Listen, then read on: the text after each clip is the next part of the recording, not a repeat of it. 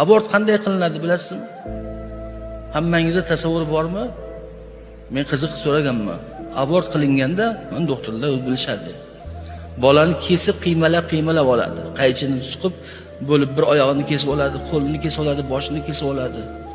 Abort qilish. Bu yomonmi? Bolani o'sha mahalda o'ldirish yomon. Qaysi yomon? Farqi yo'q-ku. Yashash huquqiga ega, ayniqsa bolaga jon kirgandan keyin, 4 oy 10 kunlik bo'lgandan keyin unga bir jon kirdi. Sababsiz, yetarli sababsiz bolani oldirish, ko'payib ketdi yoki qiz bo'ldi deb oldirish odam o'ldirish bilan bir xil bo'ladi. Ota o'zining bolasini qotili bo'lsa, ona o'zining bolasini qotili bo'lsa, dodingizni kimga aytasiz? Qiyomatga aytasiz faqat buni. Bolani tug'ib ahlatxonaga tashlab ketyapti.